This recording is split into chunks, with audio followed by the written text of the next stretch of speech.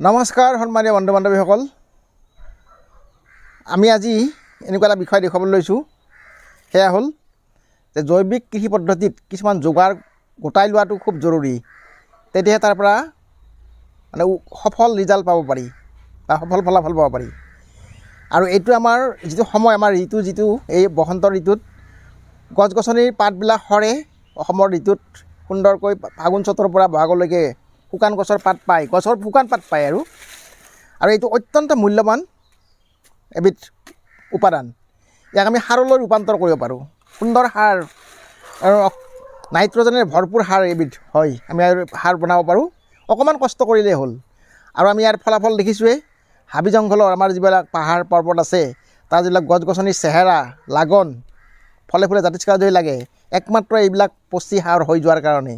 গতিকে আমিও ইয়াক ব্যৱহাৰ কৰিব পাৰোঁ আমাৰ বুদ্ধিমতে কামত লগাই। বহুতৰে ঘৰৰ বাৰাণ্ডা বা আন ধৰণৰ পাত গোট খাই থাকে, একেবাৰে শুকান পাতে, গমেই নাপায়। কিন্তু সেইবিলাক যদি আমি গোটাই পেলাই সংগ্ৰহ কৰিব পাৰোঁ, সংগ্ৰহ কৰি এনেকৈ বস্তাত যদি ভৰাই থওঁ, আমি এই বস্তাত ভৰাইছোঁ, এটা আগতে ভৰাইছোঁ, দুমাহমান আগতে ভৰাই থৈছোঁ। এইটো আমি 2-3 বস্তা 4 বস্তা আমি গোটাই লওঁ ছিজনটো। আৰু এনেকৈ ভৰাই থৈ যদি আমি থওঁ, আৰু ইয়াৰ বস্তা ল'ব লাগে প্লাষ্টিকৰ, লৈ আমি শুকান পাত এনেকৈ ভৰাই থওঁ,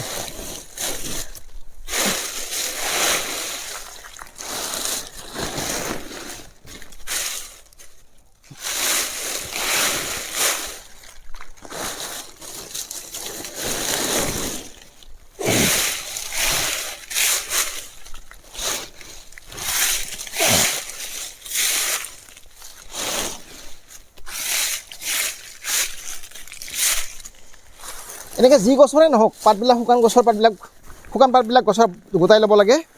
আৰু কাৰোবাৰ ঘৰত যদি দেৱদাৰু এইবিলাক গছ থাকে, সেইটো আৰু ভাল, কাৰণ দেৱদাৰুৰ পাত বহুত সৰে। যি গছৰে নহওক, মই নামটো ক'লেও তেনে গোটাই লৈ এনেকৈ বস্তাত ভৰাই মুখখন এনেকৈ বান্ধি থ'ব লাগে।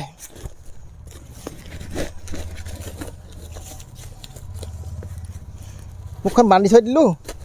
এইটো বাৰিষা 2-3 মাহ যদি থাকে, এনেকৈ ৰাখি দিওঁ। আমি পানী পৰা ঠাইত ৰাখিলেও কথা নাই। কেৱল খুব খৰাং বতৰত 2বাৰমান বা 3বাৰমান মুখখন খুলি অকণ পানী দিলে হ'ল, মগেৰে পানী ঢালি দিলে হ'ল, আৰু একো দিব নালাগে। আপুনি পচন ক্ৰিয়াৰে এটা উৎকৃষ্ট সাৰত ৰূপান্তৰ হ'ব।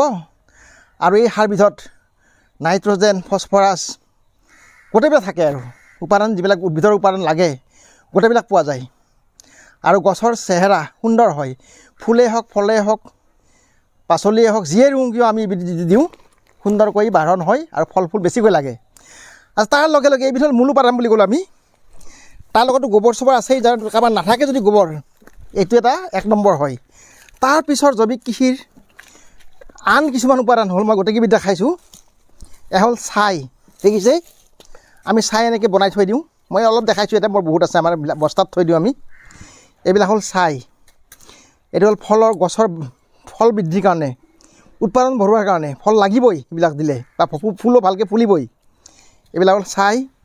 আৰু এয়া যে দেখিছে, এয়া আমি চাহ খাওঁ দিনটো, গোটেই ঘৰৰ প্ৰত্যেক পৰিয়ালতে এই চাহপাতবিলাক এনেকৈ গোটাই থ'ব লাগে। চাহপাতৰ লগতে মই অলপ বেলেগ বস্তু আছে, যেনেকৈ পিঁয়াজৰ পাত, পিঁয়াজৰ পাত নহয়, পিঁয়াজৰ বাকলি, নহৰুৰ বাকলি, বা মছলাৰ যিবিলাক পেলনীয়া অংশ থাকে, কোনোবাই দালচেনিয়ে বা আদি চাহ তাহ খাই, বা লং চং বা ইলাচি ব্যৱহাৰ কৰে, সেই মছলাবিলাকতো আৰু ভাল।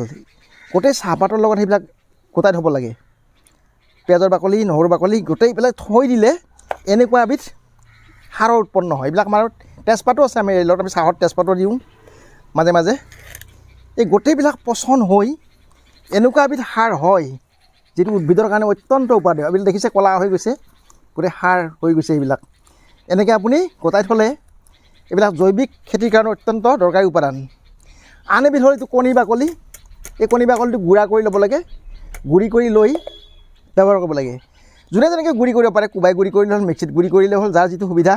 এইটো গুড়ি কৰি ল'ব লাগে, ধুনীয়া পাউডাৰ বনাই ল'লে ভাল। আৰু তাৰপিছতে এইবিধ দেখিছে, দেখিছে এইবিলাক কি হৈ গৈছে, এই কিন্তু কলৰ বাকলি। আমি কেঁচা কলৰ বাকলি থৈ দিয়াৰ কাৰণে এইবিলাক গলি পেলাই, সৰি পচি পেলাই এনেকুৱা ৰূপ লৈছে, ক'লা ক'লা সুন্দৰ। আৰু এইটো পটাছিয়ামৰ ভাণ্ডাৰ। এইটো ৰ'দত দি পেলাই অকণমান শুকোৱাৰ পিছত মৰিয়াই দিলে এইটো গুড়ি হৈ যাব এইবিলাক। গতিকে কলৰ বাকলি ঘৰত এনেই পায়। গতিকে এইখিনি 5বিধ আমি দেখালোৱে।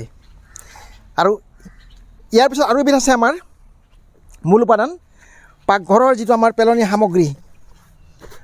সামগ্ৰী আমাৰ গোটেই তৰকাৰী বাকলিৰ পৰা আৰম্ভ কৰি ভাত তাত বাদ দি আৰু যিবিলাক আছে সেইবিলাক গোটাই থৈ যদি আমি পচন সাৰ বনাই লওঁ, সেইটো এবিধ ইয়াৰ নিচিনাকৈ তাৰ লগত যোগ দি উৎকৃষ্ট ধৰণে জৈৱিক কৃষি পদ্ধতিত কাৰ্যকৰী হয়। বহুত ফল মূল লাগে আৰু উৎপাদন ভাল হয়। গতিকে আমি সেইবিধো দেখাই আছোঁ আমাৰ এনেকুৱা। ইয়াতে আমি 5বিধ দেখালোৱে। পাতৰ পচন সাৰ, ছাই, ইয়াৰ পেলনীয়া চাহপাত, চাহ খোৱাৰ পিছত কণীৰ বাকলি আৰু কলৰ বাকলি। ইয়াৰ লগত আৰু এবিধ যোগ দিব পাৰি, মাত্ৰ কিনি অনা এবিধহে বস্তু আছে, সেইবিধ হ'ল খলিহৈ। খলিহৈ যদি আপুনি কিনি আনে দোকানৰ পৰা, আৰু কিনিবলগীয়া বস্তু নাই, এইবিলাকতো ঘৰতে পায়। খলিহৈ লগ কৰি এই 6বিধ বস্তু আমি দিওঁ। মই আৰু এবিধ দেখাই আছোঁ। এয়া হ'ল পাকঘৰৰ পেলনীয়া সামগ্ৰীৰ পচনীয়া সাৰ। সেইবিলাক পচন সাৰ সুন্দৰকৈ হৈছে এইবাৰ। এইবিলাক 2মাহমান হৈ গ'ল, এইটো 2মাহ আঢ়ৈ হৈ গ'ল। এতিয়া পচি সুন্দৰ ৰূপ লৈছে। ইয়াতকৈ প্লাষ্টিক পেলাব নালাগে, বাকী চববিলাক পেলাব লাগে ইয়াতে। এই পচন সাৰ হৈ গ'ল। আৰু 15-20 দিনৰ পিছত আমি উলিয়াম। ইয়াক উলিয়াই অকণ ৰ'দত দি জৰজৰীয়া কৰি আমি ৰাখি থৈ দিম। আৰু এইটো আমি ইয়াত টেংকিত বনাইছোঁ। ইয়াত কেঁচুও দিছোঁ আমি। কেঁচুবিলাক কিয় দিছোঁ? কেঁচুৱে বস্তুটো খাই পেলাই সোনকালে ইয়াক সাৰলৈ ৰূপান্তৰ কৰে। অৰ্থাৎ ই কেঁচু সাৰৰে এটা আৰু পদ্ধতি। গতিকে আমাৰ এইটো এটা অৰ্গেনাইজেশ্যন আছিল আমাৰ, সেইটোৱে আমাক দিছিলে এইটো। গতিকে তাৰ পৰা আমি এইটো কেঁচু সাৰ বনাওঁ। আৰু এইটো হ'ল এটা পানী ওলাই অহা নল ৰাখিছোঁ আমি যতনটোৰ। এইটো পানী ওলাই আহে, এই পানীখিনিও খুব উপকাৰী। এই পানীখিনিও খেতিত ব্যৱহাৰ কৰিব পাৰি। গতিকে আমি এনেকৈ যদি এবিধ বনাই লওঁ, এইটো অৰ্গেনিক খেতিৰ কাৰণে খুবেই জৰুৰী। গতিকে এইকেইবিধ বস্তু যদি আমি প্ৰয়োগ কৰোঁ, তেতিয়াহ'লে আমাৰ এই দুটা আছে, এইটো ভৰ্তি হ'লে আমি এইটোত থ'ম। এইটোত আমি আৰম্ভ কৰিছোঁৱেই এইটোত। গতিকে এনেকৈ সলনা সলনিকৈ বনাওঁ। আৰু এইটো হ'ল মূল উপাদান। গতিকে এনেকৈ যদি বস্তুখিনি গোটাই লোৱা হয়, তেতিয়াহ'লে জৈৱিক কৃষি পদ্ধতিৰ কাৰণে আৰু বেলেগ যোগাৰ নালাগে। মাত্ৰ সৰিয়হৰ খলিহৈ কিনি আনিলে হ'ল। আৰু এইকেইবিধ উপাদানেৰে সুন্দৰকৈ ফুলেই হওক, ফল মূলেই হওক বা শাক পাচলিয়েই হওক, যদি গোটাই লোৱা হয় গোটেইখিনি যোগাৰ, তেনে আপোনাৰ কথাই নাই। আৰু যদি কাৰোবাৰ গোবৰ চবৰ থাকিলে আৰু বেলেগ কথা, এইটো নাথাকিলেও কথা নাই। কাৰণ আজিকালি চহৰ নগৰতো গোবৰ নাপায় বা গাঁৱতো নাপায় আজিকালি। গতিকে এইকেইবিধ যদি আমি গোটাই লওঁ, আৰু এইবিলাক খৰচ কম, একো খৰচেই নাই, কেৱল অলপ কষ্ট কৰিলে গোটাই ল'ব পাৰি। গতিকে বন্ধু বান্ধৱীসকল, আমি দেখুৱালোঁ আমাৰ পদ্ধতি। গতিকে জৈৱিক কৃষি পদ্ধতি কৰিবলৈ হ'লে এনেকৈ সামগ্ৰীখিনি যোগাৰ কৰি ল'ব বা সংগ্ৰহ কৰি ল'ব। তেতিয়া উৎপাদন নোপোৱাৰ কোনো কাৰণেই নাই। ধন্যবাদ।